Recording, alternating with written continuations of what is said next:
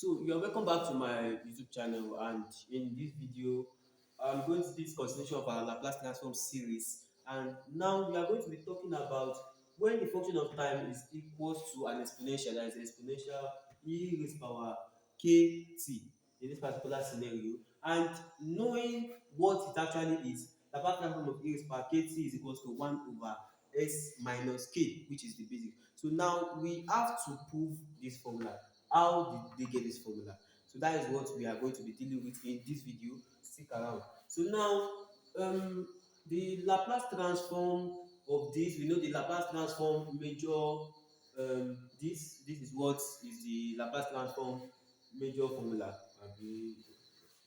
So we impute the value of f of t into this. We have integral of infinity to 0 function of time is equals to e raised power k t times e raised power minus st dt in this particular scenario. So since we have done this, a lot of us would be aware about the law of indices that states that if we have a raised power m times a raised power n, this is equals to a raised power m plus n. So that is the law of indices that I'm going to be applying here, and it's going to be the integral from infinity to 0 of e raised power kt minus st, then we bring our dt over here. So now what we are going to be trying to do here is we want to factor out the t out of the both of them, since both of them have the value t. So now there is going to be um a little bit of um a little bit of thing happening here that we are going to be talking about here, which is that first of all, if we bring out the value of t here, we are going to be having e raised power here, e raised power, if we have bracket k minus s into bracket t. So in this particular scenario, if we use it this particular way and then we continue our integration, as time goes on, we are going to be having a valid answer like 1 over k minus s into bracket infinity, then we have infinity minus 1, this particular this particular way. And we want to avoid this at any cost. We want to avoid this at any cost. So that is the reason why in a lot of textbooks that you will see, it is written as e raised power minus into bracket s minus k times t.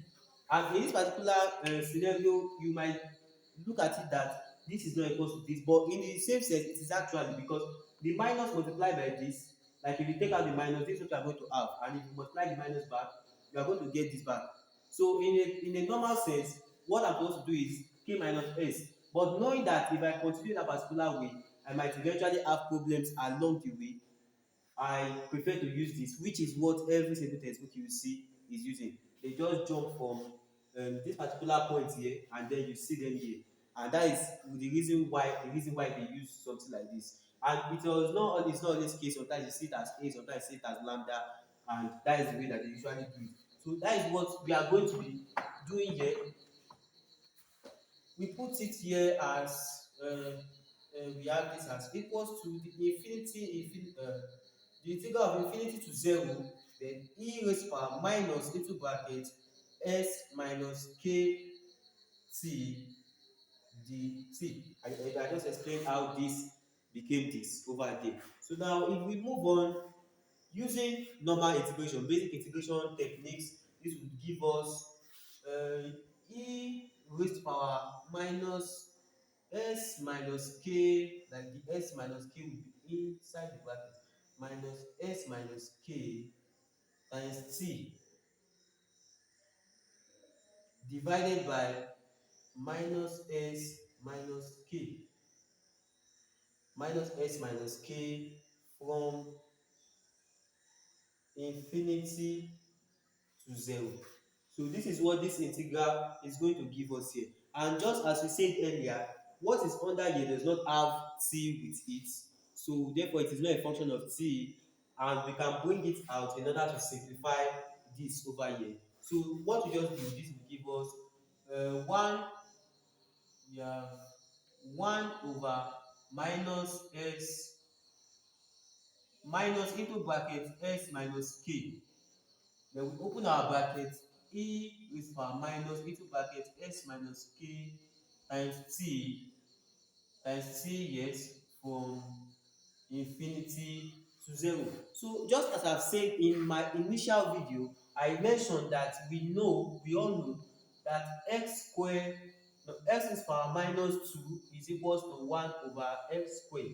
So therefore, if we have this negative here, that means we can bring the e raised to power this under, and that was the reason that I was explaining that earlier, that we had if we did not have a negative over here, we might eventually get infinity minus 1 instead of 0 minus 1, which would be the preferable choice for us. So we move on with this. So from here we have 1 over minus into bracket s minus k. Now we put this down, we have it as 1 over e raised to power yeah, e raised to power into bracket s minus k times t, yeah, from infinity to 0. So the simplification process of this is supposed to be understandable for us, since if you followed me from my initial video. So we are going to be having this as 1 over minus into bracket s minus k. Then we open our bigger bracket, we have it as 1 over e raised power infinity minus 1 over e raised power 0. Now, there might be a little bit of controversy if you did not actually listen to my initial video very well. The reason why I just directly put it as e raised power infinity and e raised power 0 is because t is multiplying the entire s minus k, which are the normal constants. It's just like having 2 times infinity, 100 times infinity, it will eventually give us infinity unless it is 0. That is when it will give us an undefined answer. So that is the reason why I said we get infinity. So we got this as this.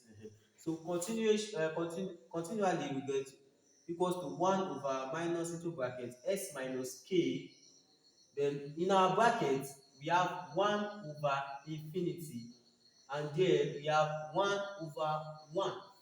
Hope we all know the law of indices that state that anything raised to power 0 is equals to 1, and that is how this became 1.